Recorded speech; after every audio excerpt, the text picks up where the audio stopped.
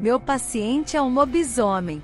Olá, sou a Anabela, fisioterapeuta formada. Gosto muito de ajudar as pessoas a recuperarem seus movimentos e a melhorarem a sua qualidade de vida. Minha inspiração para seguir essa profissão veio de casa. Fiquei preocupada e agoniada ao ver meu pai sofrer com uma hérnia de disco quando eu era uma adolescente. Ele era responsável por uma obra. No dia marcado para concretar a laje do terceiro andar dessa obra, os ajudantes faltaram em equipe. Apenas um servente de pedreiro compareceu. Meu pai teve que segurar o mangote que bombeava o concreto para cima. Enquanto ele segurava, o ajudante espalhava. Cada bombeada era um esforço grande que ele fazia. Trabalhou muitas horas nesse esforço demasiado e esmagou o amortecedor de 2 vértebras. Vendo seu sofrimento e as consequências que esse incidente causou para o lar, me inspirei a ajudar pessoas que passaram por alguma situação semelhante, a retomarem suas vidas dentro da normalidade. Eu trabalhava numa clínica em Porto Alegre, estado do Rio Grande do Sul. Lá recuperávamos pessoas acidentadas com fisioterapia e dávamos condicionamento físico com pilates. Era um novo método recém-chegado ao Brasil. Estou falando do ano de 1996. Tínhamos muitos pacientes, alguns deles evoluíam de um quadro moderado de tratamento fisioterapêutico e passavam a fazer pilates.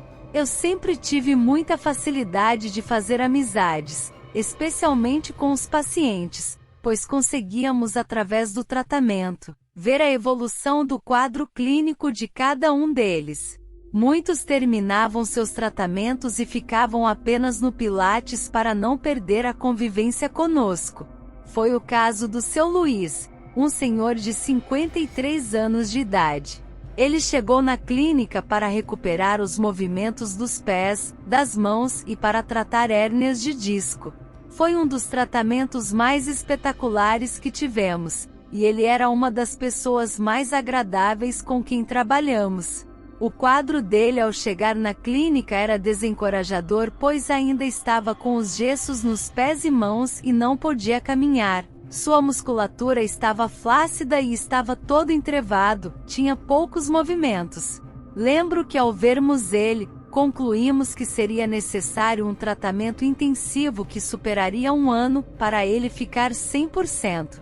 Seu Luiz era pontual, assíduo, esforçado e muito cordial. Dia ia, dia vinha, e estava lá o seu Luiz dando um duro danado para se recuperar e voltar a ter uma vida normal. O que ninguém nunca soube, é porque que o seu Luiz chegou com aquele quadro na clínica, o que levou ele a ter fraturas nos pés e nas mãos e a ter seus amortecedores nas vértebras amassados. Ao dar entrada, a família não informou e quando perguntamos para ele depois de termos feito amizade, ele desconversava. O fato é que a recuperação do seu Luiz foi meteórica. Ele levava 1/3 do tempo que uma pessoa normal levava para se recuperar. Ao final do 7º mês ele já estava fazendo pilates para continuar convivendo conosco. Estava plenamente recuperado, corria muito nas esteiras, pedalava muito nas ergométricas e puxava peso como um jovem. Todo mundo estava espantado com a sua recuperação, mas todo mundo queria saber o que tinha ocorrido com ele. Eu era uma das melhores amigas dele na clínica. Certo dia, após uma conversa descontraída e muitas risadas, eu lhe perguntei o que havia ocorrido para ele ter dado entrada com aquele quadro. Ele disse que tinha pulado de lugares altos, mas não se lembrava muito bem. Eu perguntei: como assim, seu Luiz, você não se lembra? Você pulou de alguma escada, mesa ou algum outro móvel? Ele sorriu e disse que não, que se fosse de lugares baixos, jamais teria se machucado, que havia sido de árvores, telhados e pequenos prédios. Daí eu que sorri. Como assim, seu Luiz? Perguntei a ele. Pessoas não pulam de árvores, telhados e prédios. Se assim o fizerem, é muito alta a probabilidade de morrerem. Ele sorriu novamente e disse que quando dera tais pulos, ele não poderia ser considerado uma pessoa. Eu só olhei para ele, que continuou e me disse o seguinte: Annabella, o pior é que vai acontecer tudo novamente, eu já perdi o controle, quando o que está em mim vem na lua cheia, eu não posso mais fazer nada. Opa, seu Luiz, deixa de brincadeira, assim o senhor me assusta, disse eu a ele e fui saindo. Ele de longe disse: não é brincadeira, e sorriu. O fato é que depois daquela conversa, fiquei um tanto desconfiada. Comecei a monitorar ele fazendo exercícios e utilizando os aparelhos.